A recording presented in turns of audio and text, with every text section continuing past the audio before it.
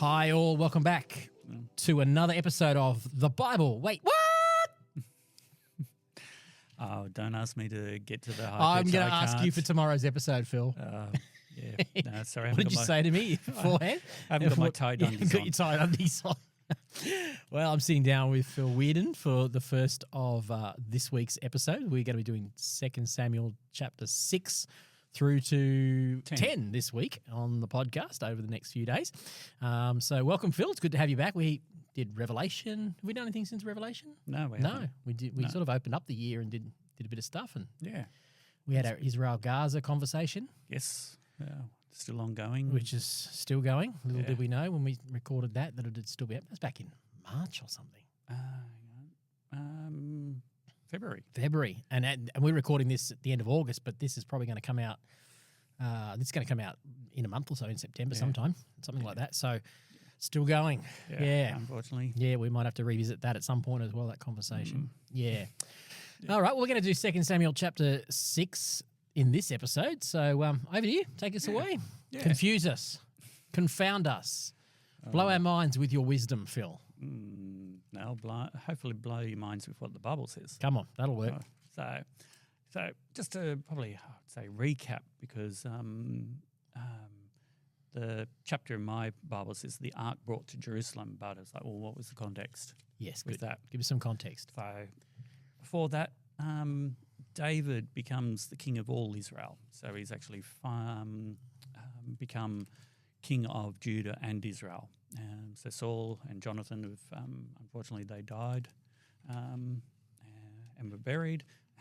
So then the tribes all came together and said to David, hey, we know God ordained you to be king over all of us, so come and do it. So initially, David served as just king of his tribe of Judah for 7 years, I think it was, while Saul's son Ishbosheth was cool name.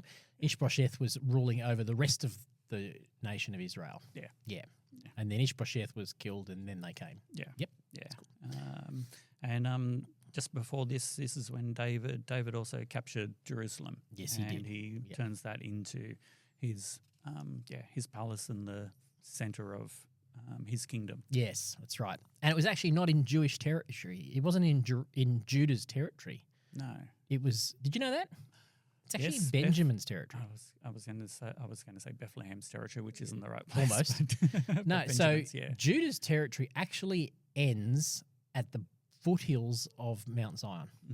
So we've been there at the south, what is just below the city of David today, right up in the dead. That's all Judah, and it literally is in the border of Benjamin. And it was very clever of David to choose that place, not just because it had a water source and all that other thing, because it was actually a political move to plant his capital city not in Hebron, which is where he had been ruling in the middle of Judah, but to move it into Benjamin's territory, because Saul was from Benjamin. Yeah. So it was political maneuvering on his part. Yeah, to sort of claim his stake over and, Saul's territory. and not just to claim. I wonder if it was more claiming stake, but actually just kind of like making a half. It was a political move to come towards them to say, "Hey, I'll even move my camp into your territory if you come and serve with me." That kind of thing. Yeah. Wow. Yeah. Hadn't thought along those lines, but yeah, that's good. So this is where David's moved to Jerusalem, and he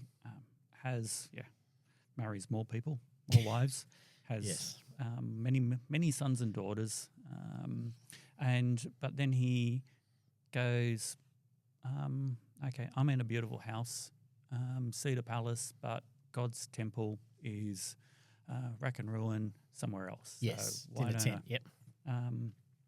But one thing, it's the ark that got brought to Jerusalem, not the tabernacle. Correct. Which when I've read this again and again just recently, I was like, well, where was the tabernacle? Yeah. The tabernacle was still at Shiloh. Yeah. Yeah. So this tabernacle was where it had been pretty much since the time of Moses. And the tabernacle doesn't move until the temple is built the next generation after, when Solomon builds the temple. Yeah. But it's interesting that, probably jumping a little bit, is that the ark that David brings into Jerusalem is put into a new tent Mm-hmm. that David built, that David commissioned, that not the temple yet. Yep. So the tabernacle Mm-hmm. was left behind, Yes. but it's the ark. Mm-hmm. Isn't that interesting? Yeah. So, And have you ever stopped to think about that? In fact, I just finished recording the preaching guideline videos for our preachers, and one of the weeks that we'll be doing in this series, I might even be as you the week prior to watching this, or this week as you're listening to this, if you're watching it and listening to it in real time, is about the tabernacle of David, and because David's insight into the tabernacle is radically different. In fact, David taking the ark out of the tabernacle and putting it in a tent, and it's not in a tent that is a replica of the tabernacle, because you're going to see this in the next chapter. David actually goes in there and sits before the ark. He has open access to the ark. And tell us about the Mosaic law. No, you're not supposed to. You're not supposed to. The priest, the high priest, once a year is able to go into the Holy of Holies. This is where the Ark of the Covenant was. Get this. David is a lawbreaker. And yet he doesn't get killed. And in fact, we'll see it in 2 Samuel 7 as well. And then Joel will pick up on this. And then Peter will pick up on Amos. I think it's Amos. He'll pick up on Amos's prophecy. He says, in that day I will return and rebuild David's fallen tabernacle. His ruins I will rebuild. So there's a sense, it's dual meaning. We should say it until we get to chapter 7, but it's talking about David's household, his dynasty, the prophecy about the kingdom, but also there's this insight into the way David was worshipping without a curtain, sitting before the Lord. It smacks of John 4, Jesus saying, you won't worship in Jerusalem and you won't worship on this mountain. You'll worship in spirit and truth. And Amos is picking up on that. There's something about David's attitude towards God that enabled him to have open access. And the Lord loved that so much that that was what he was going to rebuild. Wow. Isn't that cool? Yeah. Yeah, I hadn't thought about David's tabernacle, which David's tent, sort of, which is totally different to the tabernacle and all the structure and all that. That's right. Because that was sort of one of the questions that what thoughts is. So David, this is going back to chapter 6, where he, which is where we should be. That was the preamble. We should have done that as a Sunday episode, but we're not going to. We'll leave it on Monday. So David says, I want to bring the ark to Jerusalem, but it's been sitting in the home of Abinadab. Yep. Who had 2 sons. And I was asking the question is, who was it, Abinadab? Was he a priest or not? Yes. That's a good question. Yeah. I don't know. Did you look it up? I did. Tell me, because I don't think I've ever asked that question. Because I was thinking, it was like, well, okay, if Abinadab has been looking after the ark it might be suggested that he had it for 20 years. Yes. Well, what role did he have with looking after that? Was he just there polishing the gold, or was he actually was he a priest and doing priestly duties? Tell me, because I think the 20-year thing, I'm going to guess here, go out on a limb and say, I wonder if that is the time from when it comes back out of Philistine territory, when they put it on a cart and because they got all the plagues. Is that right? Okay, it's from that point. It's from that point on it goes to Abinadab's house. It doesn't go back to Shiloh. The tabernacle and all the worship is still happening at Shiloh, the sacrifices and everything, but the ark never went back there. Okay, and the ark would often go out they would often take the ark out of the tabernacle and take it into battle with them.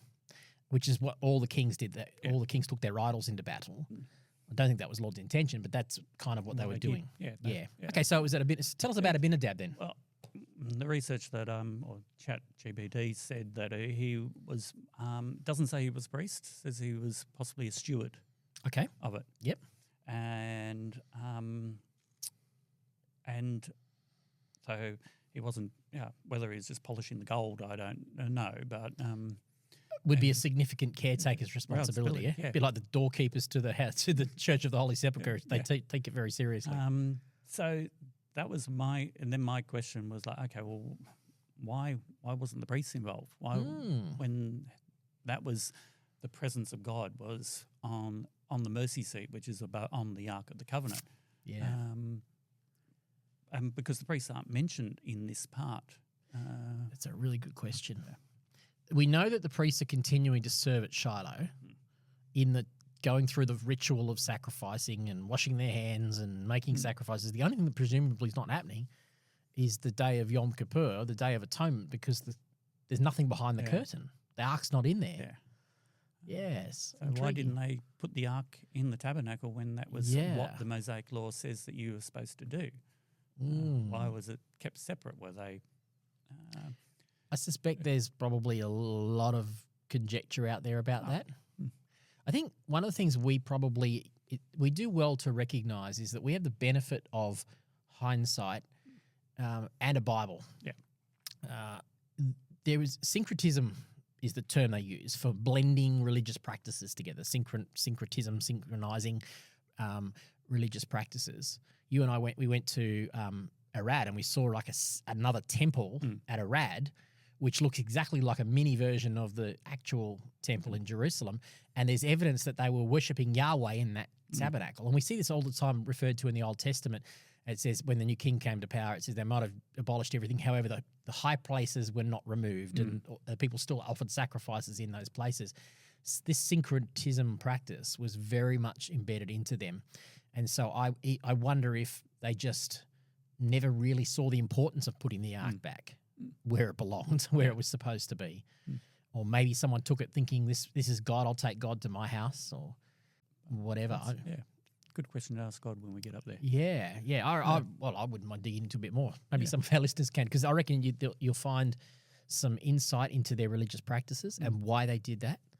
Yes, it's very intriguing to me that I don't think I've ever really asked the question, not to that degree. With your comment about the practices they incorporated into their worship, it was like when I've been listening to podcasts and Bible history sort of thing, it was like, well, they moved into a land and inadvertently incorporated some of the practices that were in the land. I'm going to say, taking on the practice that's similar. Well, okay, we've got a god of the land that we need to appease.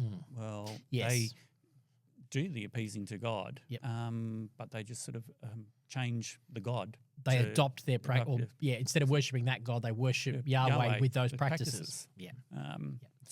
And God's very big on that, and I think that's why a lot of the Mosaic laws are in place, because he says when you go into the land, don't be like the people of the land and worship the way they do, because they contaminate the land with their practices, because there's abusive practices, there's sexual perversions and abuse of power and all those sorts of things. So he keeps saying worship differently. Even the whole idea of why would God say don't make sacrifices anywhere? Because that's what all the pagans did. But God took all the pagan. He said, come and do it in the tabernacle, because I'm going to repurpose it to show you something about me. And I think they just kept going back to this synchronistic practice of what you're talking about there. And maybe there's a little bit of that with Abinadab. I'm not down on him. I don't even know. We don't know the context of why it went there. It actually says it came back and stayed at Abinadab's house a long time or something, doesn't it? Is that what it says in Judges? It's in the book of Judges, I think, where the story of the it could be. I'm not sure. Yeah. Anyway, so we know he's not a priest, but he's like a steward of it. Yep. And he's got two sons. And so David goes there and they put the ark on a cart and some ox to bring it along, which is fair enough. It's probably a heavy little thing, so why not put it on a cart? But this is also where I was thinking, if these guys were priests, they would know what the Mosaic law says about carrying the ark. So in the process of putting on this cart, they were doing everything else, the singing and praises and celebrations. They look like they're doing everything right. Yeah. But then one of the sons gets killed because the ark looked like it was going to fall off. So he put his hand to stay it so it doesn't fall off, which is, hey, anybody would do that. You'd think that was a good thing, wouldn't you? Yeah. But God says, no, this is my holy thing, and you've not followed the law, so I'm going to, unfortunately kill Uzziah. Yep. Freaked everybody out. So let's pick up a couple of things, because this is one of those confronting passages. Why would God do that? Because I feel if you don't think, wait, what? Out of this, you haven't read the story correctly, have you? No. Because these guys are trying to celebrate the Lord. They have put him put the ark on a cart. They've got joy. They're saying, hey, let's bring in God's presence. It looks at surface like, why would God do that? Why wouldn't God say, why did God strike him dead as a result of that? So that's a very confronting passage. So we've got to explore all the options of what that might be. But I think when you hit the nail on the head is that there's a degree of holiness about God's presence that we should not treat with familiarity. Yeah. And the other reason not to blame them, I'm just trying to find the story in Judges where it actually happens. I can't quite find it. It's actually in 1 Samuel 6, and I was looking in Judges. It happens later. So what happened was in 1 Samuel, Eli, before Saul had become king, Eli, who was the high priest at the time, he and his sons were kind of like leading, and Eli's sons were wicked.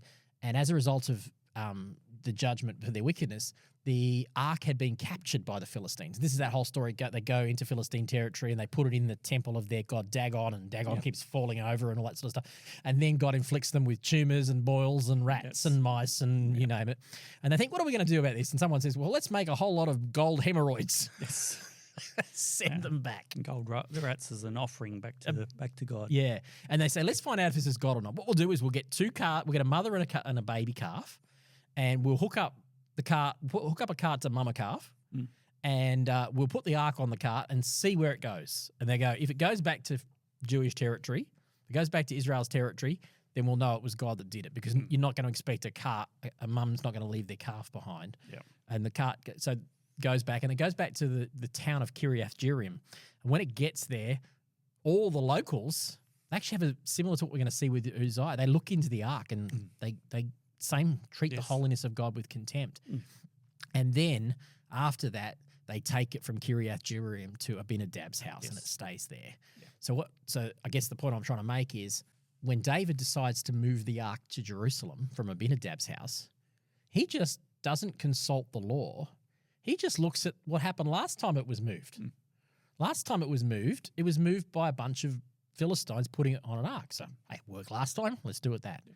And I think that was the problem, is that he didn't consult God's way. Also, if it had been sitting at Abinadab's house for 20 years, well, David would have been a small boy. Just a young boy. Yeah, he was. At that point. So it was like, well, that's ancient history. I can't remember it. Or I didn't have any scribes to tell me about it. So I'll just do what looks practical. That's right. Looks like it'll work. Yeah. Yeah. I love what Pastor Phil says about this story. I've heard him say it on and off multiple times over the years. And we'll see it later on. Next time they do move the ark, they take it from here to Obed-Edom's house, then they move it. But Pastor Phil says the presence of God was always supposed to be carried on the shoulders of men, or men and women, of humans. Yeah. The problem was it wasn't supposed to be carried on a cart. Yeah. God's intention, because according to the Mosaic law, is there's special rings in the side of the cart, and they put poles through, and you can Google this, folks, and have a look, and you see there's 4 priests, or maybe more, but probably 4, holding on each of the 4 corners, resting the poles on their shoulder to move it.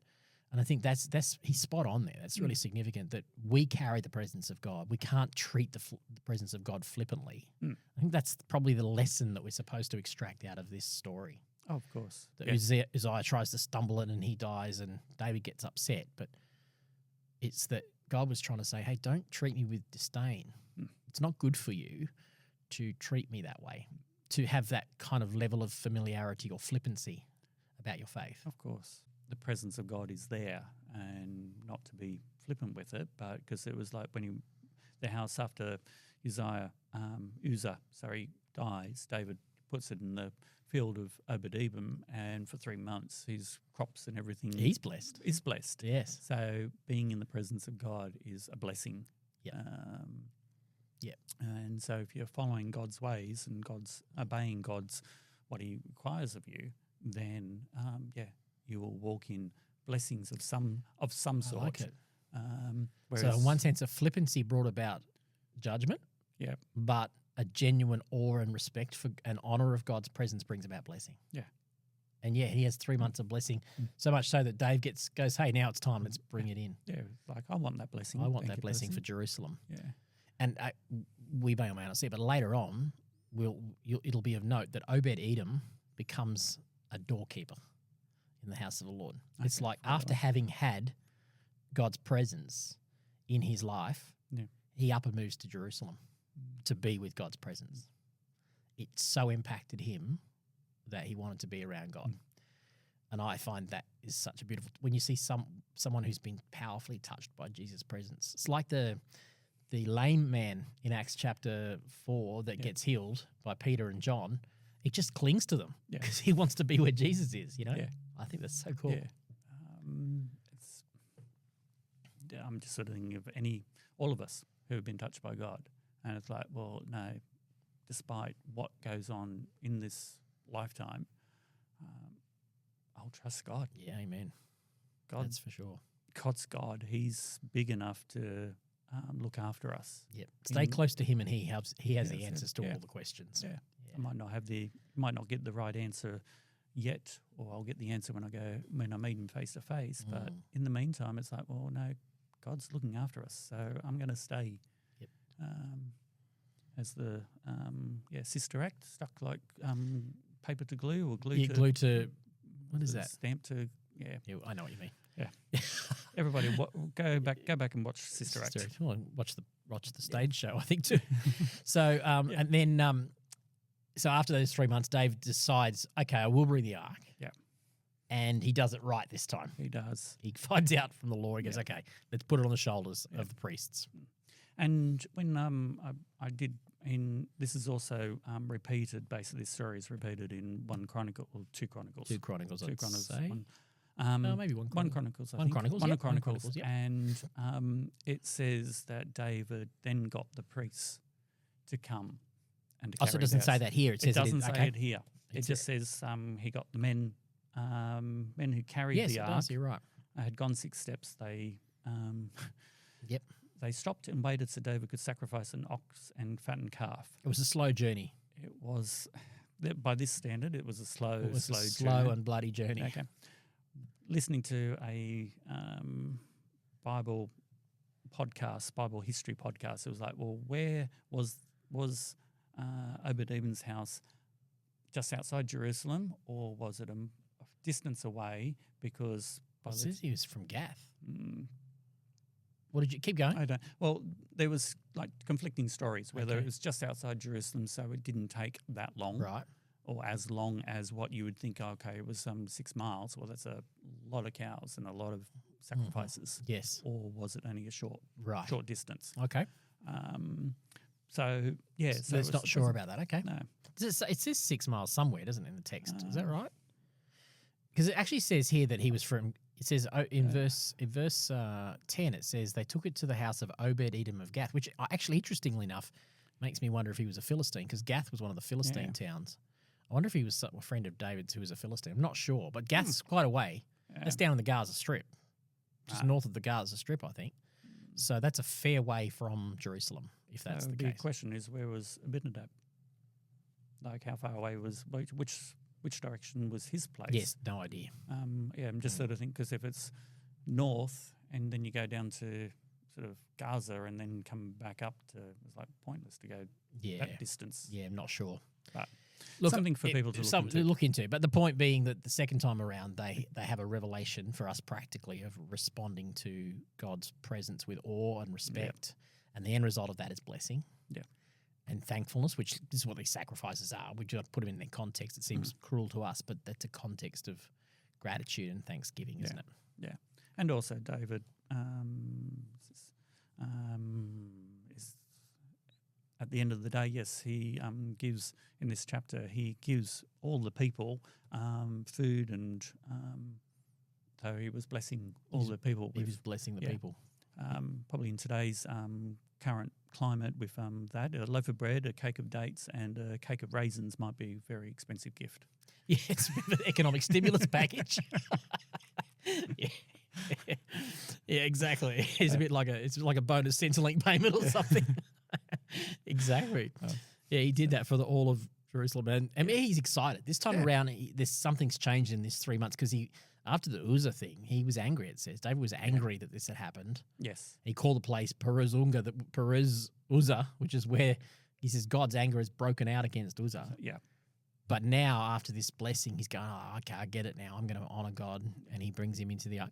And this is the famous story verse 16 onwards, Yeah. where he strips down to his undies and goes for a dance. Yes. Did you have any questions or comments on all that? No, it's just the comment that is like, well, David was so enthralled with God and his presence that he was unashamedly praising God. Yeah. But his first wife, Micah, from Saul's daughter, who, she just did not like it. She was, worried about the appearance and the society, how society would look on him. She says, how you have shamed yourself today. Yeah. I think the problem here, Phil, is that she's more ashamed about how it makes her. She's projecting her own shame and appearance of being the king's daughter and the wife of the king, new king, and how that will appear. I don't think she's really worried about Dave. I think she's worried about herself. Yeah. But I think that's confronting because we all do that. Yeah. We do that with our kids. If things don't work out well, we think, how does it affect us? Or if someone in our family does something, we're always thinking, how's that going to affect what people think about us? Yeah. We can couch it in, it's all about them, but really it shows our own heart. Yeah. Yes. The poison inside our own heart. So that's worth bearing in mind because David's response is, hey, I didn't do that. I did this before the Lord. Yeah. And I don't mind being shamed. Like Jesus didn't mind humbling himself and washing his disciples' feet because he was secure. Yeah. Dave's pretty secure here. He is, because he says in verse 21, it was like, I was dancing before the Lord who chose me above your father and his family. So that was a dig back at her to say, it certainly was. Yeah, your Saul and his family is like, well, no, God chose me, not you guys. He appointed me as leader of the people, and so I'm willing to act like a fool in order to show my joy in the Lord. Yeah. I'm even to look even more foolish than this. He was even prepared to, I don't know, probably run around in the starkers. It would have done. The case. I mean, they say he probably stripped down to like a linen loincloth underneath, sort of thing, a priestly garment, but it still would have been very undignified for a king to not be in their royal robe. So now a practical application for this for us is we need to be constantly asking ourselves. One example is in a worship service. How free are we? If we are worried about appearing a certain way, we're no different to Michal here. But if we can have that level of joy that David has that says, he saved me, therefore I'll become a bit undignified. Because if we're trying to save face among people with our worship, then I wonder if we are falling into being like Michal. Yeah. I think it's a call to all of us, not just in our style of church service, but also in the way we express our faith or the way we share our faith in our workplace or anything like that. If there's any shame in us about what will people think, we're actually doing a Michal, not a David. Yeah. So let's just, as God's people, let's think about what God has done for us and be prepared to be a little bit shamed. I'm not advocating for be stupid. Don't do anything that's going to make ordinary seekers think you're crazy. Because interestingly here in this story, the ordinary people actually, David says that the ordinary people, these servant girls you mentioned, they actually think I'm distinguished. They actually relate to me now. Yeah. I'm not the aloof king that is trying to hold it all together. I'm one of them now. So don't do anything that's going to make people think you're an idiot. But not for you. If it's going to make it worse for them. Yeah. But sometimes just being a little bit distinct in church, just raising your hands, doing something a little bit uncomfortable, and creating some energy in your worship. Not only is it good for you to put yourself out there, it can be encouraging to others around you. Don't hold back for shame. Unfortunately, that's like society is like, well, how will I appear in society? Whereas we've definitely got to get that God revelation that God loves us so much that he died. He went to the cross. He went through shame to rescue us. We can do a little bit back and say, I'm not ashamed. Yeah, you got it, Phil. Yeah, so good. Yeah. All right, end of chapter 6. Anything else you want to say there? No. All right. All right. We'll talk to you on the next episode. Sounds good. Thanks for listening to this episode of The Bible. Wait, what? Be sure to subscribe wherever you listen to your podcast so you don't miss a single episode. And you can also find us on all the socials. Just search The Bible. Wait, what? And to find out more about our church, just search C3 Camden, C3 Picton, or C3 Thirroul on the web or on the socials. Thanks for being with us today, and we look forward to talking to you on the next episode of The Bible. Wait, what?